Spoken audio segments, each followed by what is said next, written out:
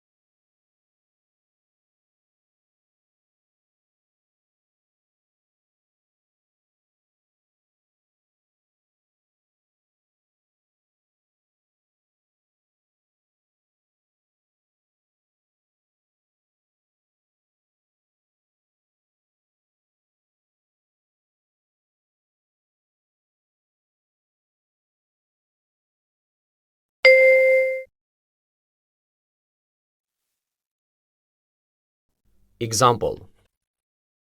In wealthier countries, one problem is our attitude to the way food should look when we buy it.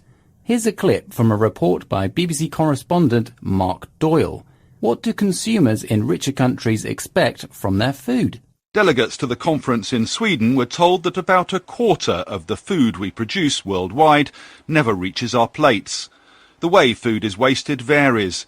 In richer countries, consumers expect their food to look so perfect that slightly blemished, though perfectly nutritious fruit and vegetables never reach the supermarkets.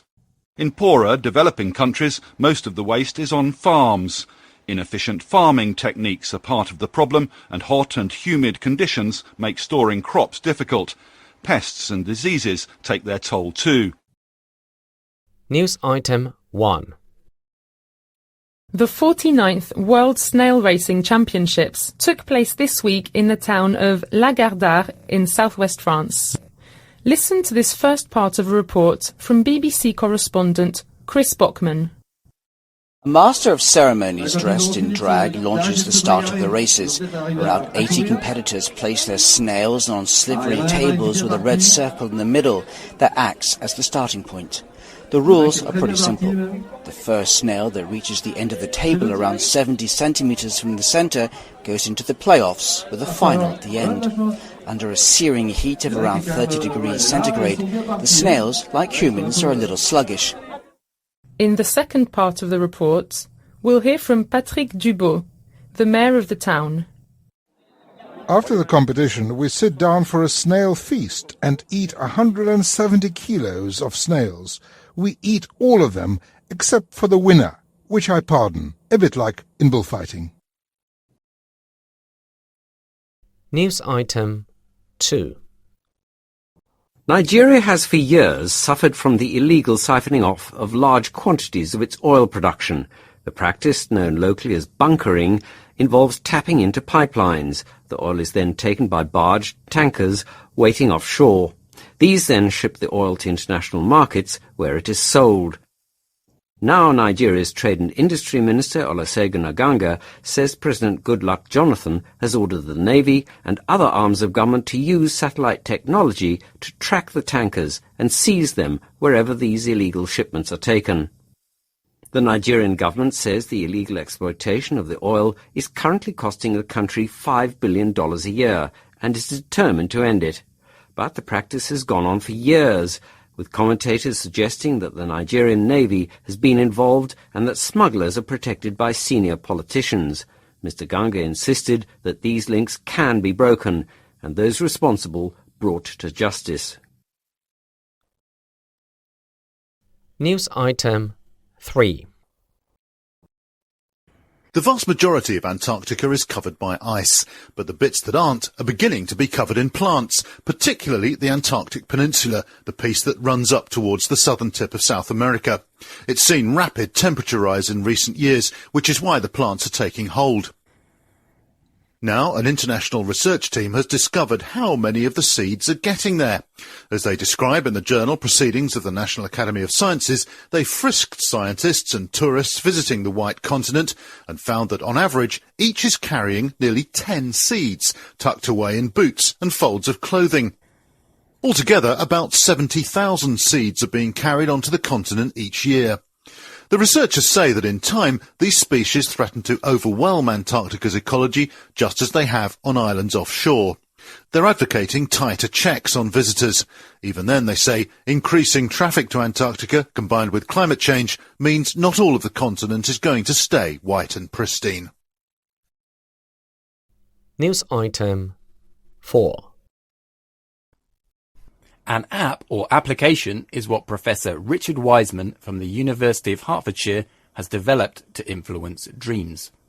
It plays specific sounds to you while you're sleeping. You select the sound and the phone automatically plays when it detects you're dreaming and by monitoring your movements. Let's hear a report from the BBC's John McManus.